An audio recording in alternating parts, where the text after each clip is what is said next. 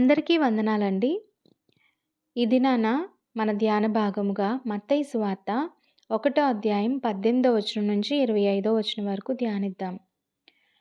ఇక్కడ 18 వచనంలో యేసుక్రీస్తు జనన విధం ఎట్లనగా, ఆయన తల్లి అయిన మరియ యోసేపునకు ప్రదానము చేయబడిన తరువాత వారేకము కాకమునుపు ఆమె పరిశుద్ధాత్మ వలన గర్భవతిగా ఉండెను.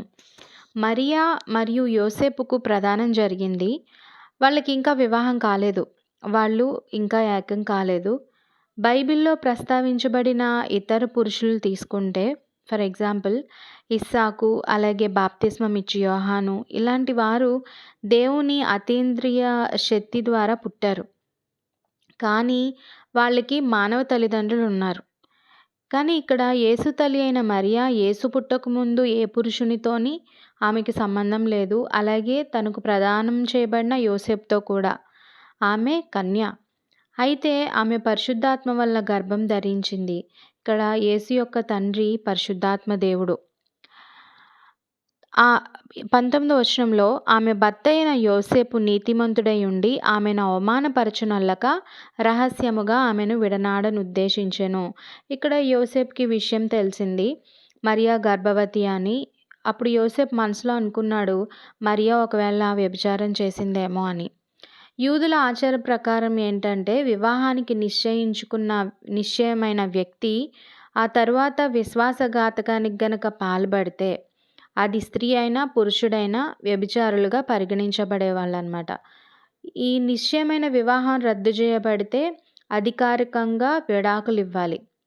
అయితే యోసేపు ఇద్దరు సాక్షుల సమక్షంలో రహస్యంగా విడాకులు ఇద్దామనుకున్నాడు. యోసేపు చాలా కరుణ గలవాడు, నీతిమంతుడు కాబట్టి ప్రజలందరి ముందు ఆమెను తీసుకొచ్చి ఆమెను అవమానపరిచేసి ఆమెను వెన్నాడడం ఎందుకు అని చెప్పి ఇదంతా రహస్యంగా చేయాలని అనుకున్నాడు. అప్పుడు ఆ విషయమై ఆలోచించుకుంటూ ఉన్నాడు. ఇక్కడ 20వ వచనంలో చూస్తే, అతడు ఈ సంగతులను గూర్చి ఆలోచించుకొనుచుండగా, ఇదిగో ప్రభువు దూత స్వప్నమందు అతనికి ప్రత్యక్షమై, దావీదు కుమారుడవైన యోసేపు, నీ భార్య అయిన మరియను చేర్చుకొనుటకు భయపడకుము. ఆమె గర్భము ధరించినది పరిశుద్ధాత్మ వలన కలిగినది అని. యోసేపు భయాన్ని ఎరిగిన దేవుడు అతనికి ప్రత్యక్షమై అంటున్నాడు, భయపడొద్దు అని మాట్లాడాడు. ఏమి చేయలేని అయోమయం స్థితిలో ఉన్నాడు యోసేపు. అక్కడ దేవుడు మార్గం చూపించాడు. తర్వాత 24, 25 వచనంలో చూస్తే, యోసేపు నిద్ర మేల్కొని ప్రభుదూత తనకు ఆజ్ఞాపించిన ప్రకారము చేసి తన భార్యను చేర్చుకొని ఆమె కుమారుని కనువరకు ఆమెను ఎరుగకుండెను. అతడు ఆ కుమారునికి యేసు అని పేరు పెట్టెను. ఇక్కడ యోసేపుకి దేవదూత సందేశం ఇవ్వగానే అతడు దేవదూతని ఏమీ ప్రశ్నించలేదు, ఏమీ డౌట్ పడలేదు, ఏమీ ప్రశ్న వేయలేదు.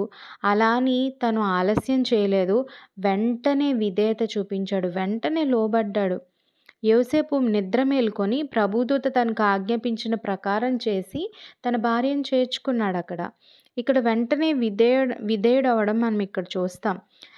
19వ వచనంలో ఆమె భర్త అయిన యోసేపు నీతిమంతుడు అని వ్రాయబడింది యోసేపు గురించి. నిజమైన నీతి న్యాయం కలిగిన వ్యక్తి ఎలా ఉంటారంటే దేవునికి సంపూర్ణంగా లోబడతారు. ఒకవేళ ఎవరైనా నేను నీతిమంతుడిని, లేకపోతే నేను యథార్థంగా ఉన్నాను, నేను నీతి కలిగి ఉన్నాను, నేను దేవునికి లోబడుతున్నాను అని చెప్పుకొని ఒకవేళ దేవునికి విధేయత చూపించకపోతే గనక వాళ్ళల్లో ఆ నీతి లేదు అని అర్థం. నిజంగా నీతి న్యాయం కలిగిన వ్యక్తి కంప్లీట్‌గా దేవునికి విధేయత చూపిస్తారు. మనం కూడా చాలాసార్లు ఇలాంటి భయం కలిగించే పరిస్థితుల గుండా వెళ్ళొచ్చు. చుట్టూరు దారులన్నీ మూసుకుపోయి ఏం చేయలేని నిస్సహాయ స్థితిలో ఉండొచ్చు. ఏదైనా పని ప్రారంభించాలన్నా, లేదంటే ఒక పని నుంచి ఇంకో పనిలోకి చేంజ్ అవ్వాలన్నా, లేదా ఏదన్నా విద్యార్థులైతే ఏదైనా కోర్స్ తీసుకోవాలన్నా, ఏదన్నా జాబ్ విషయంలో ఏం తీసుకోవాలి, ఏం చదువుకోవాలి అని ఏదైనా డెసిషన్ డెసిషన్ తీసుకునే విషయంలో చాలా డౌట్స్ ఉండి ఉండొచ్చు. చాలా క్వెషన్స్ ఉంటాయి. చాలా భయాలుండొచ్చు. అలాగే వివాహం చేసుకోబోయే వ్యక్తులు వాళ్ళకి కూడా కొన్ని ఆలోచనలుండొచ్చు. అరే! నేను ఎవరిని వివాహం చేసుకోవాలి? ఏ వ్యక్తిని వివాహం చేసుకోవాలి? చేసుకున్న తర్వాత నెక్స్ట్ ఎలా ఉంటది? ఇలా భయంతో కూడిన పరిస్థితులు ప్రతి ఒక్కరికి వెళ్తూనే ఉంటారు. అయితే ఇలాంటి పరిస్థితుల్లో దేవునికి లోబడితే, దేవుని చిత్తానికి లోబడితే, దేవుని ప్లాన్‌కి మనం సరెండర్ అయిపోతే, దేవుని మాటకు విధేయత చూపిస్తే ఆ భయాలు మనల్నేమి చేయలేవు. దేవుని మాటకి లోబడాలి. దేవునికి విధేయత చూపించాలి. దేవుడప్పుడు ఆ మార్గాన్ని మనకు చూపిస్తాడు. ఆ మార్గం ద్వారా ఆయన తీసుకెళ్తారు. ఆయన మార్గంలో వెళ్తా ఉంటే మనకి ఆ భయమనేది ఉండదు. మన సొంత ఆలోచనలు, మన సొంత డెసిషన్స్, మన సొంత ఆలోచనలు తీసేసుకుంటే మనకి అలాగే భయంగా అనిపిస్తది. ఇక్కడ యోసేపు దేవుడిని అడగొచ్చు. బట్ దేవుడిని అడగకుండా తను తానే డిసైడ్ అవుతున్నాడు. ఏమనంటే నేను రహస్యంగా వెన్నాడుదాము అని అతను అనుకుంటున్నాడు మనసులో. కానీ మన హృదయాలోచనలు ఎరిగిన దేవుడు వెంటనే అతనితో మాట్లాడడం మనం ఇక్కడ చూసాం.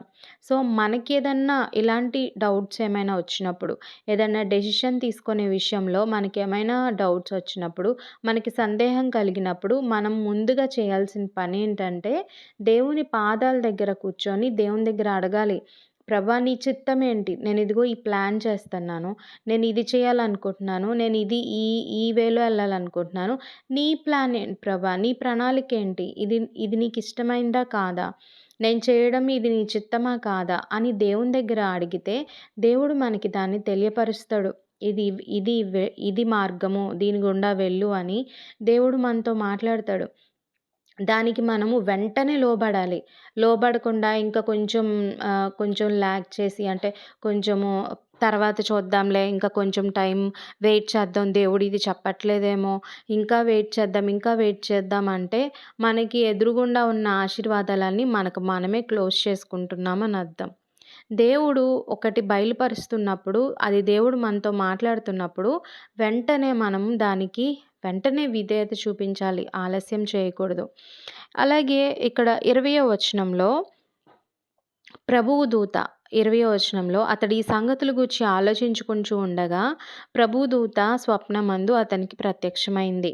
ప్రభువు దూత ప్రభువు దూత అంటే ఇక్కడ దేవదూతలు బైబిల్‌లో దాదాపుగా 300 సార్లు కనిపిస్తున్నారు.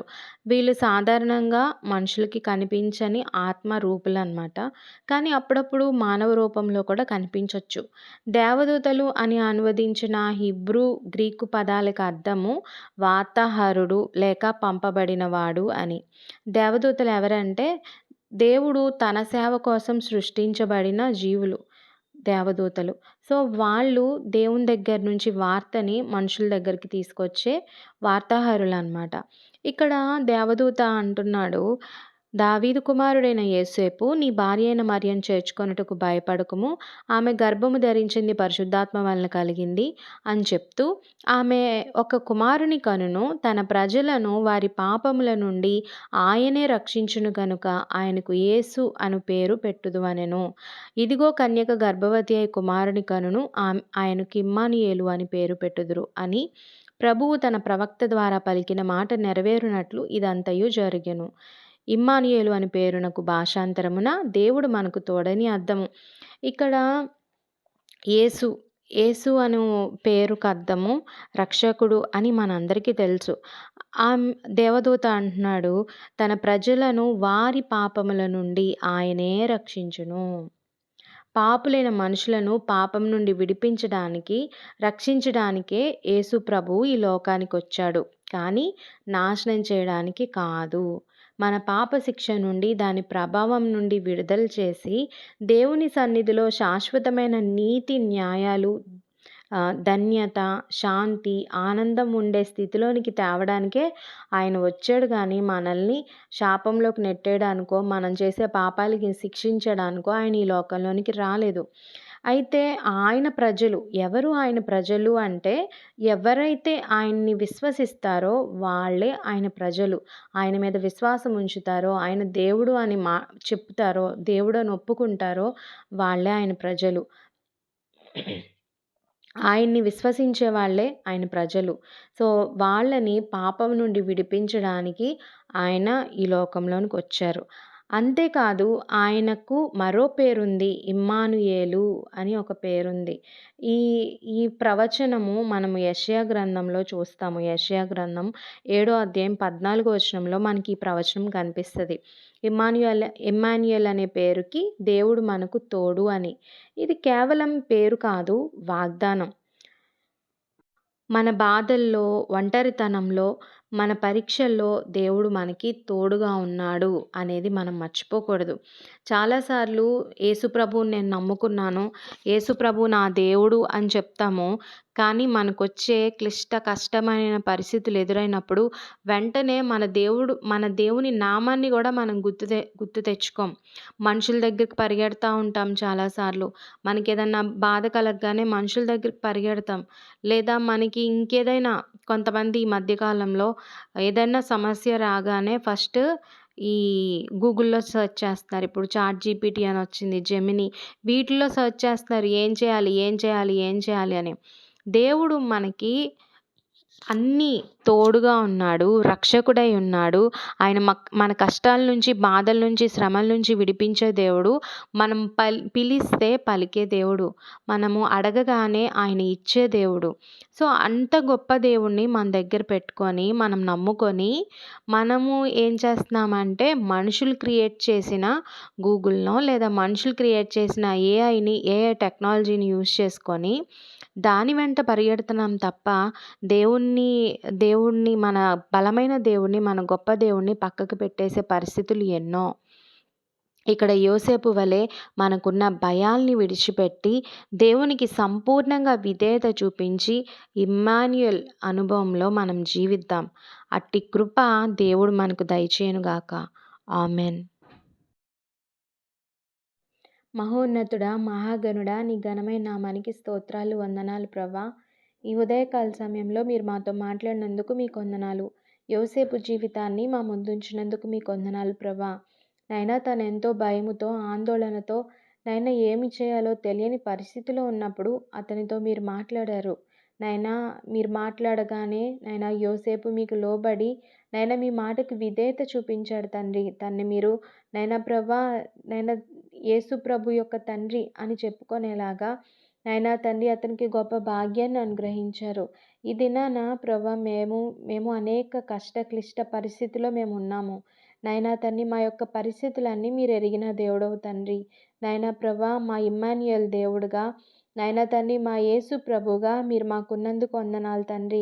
మా యొక్క ప్రతి పరిస్థితి నుంచి, భయం నుంచి మీరు విడుదల దయచేసి నైనా నీ నామాన్ని, నీ శక్తిని మేము సంపూర్ణంగా అనుభవించే కృపని మీరు మాకు దయచేయమని నైనా ఈ చిన్న ప్రార్థన మీరు ఆలకించినందుకు నీకు స్తోత్రాలు చెల్లిస్తూ యేసు నామంలో అడిగి వేడుకొంచున్నాం మా తండ్రి. ఆమెన్.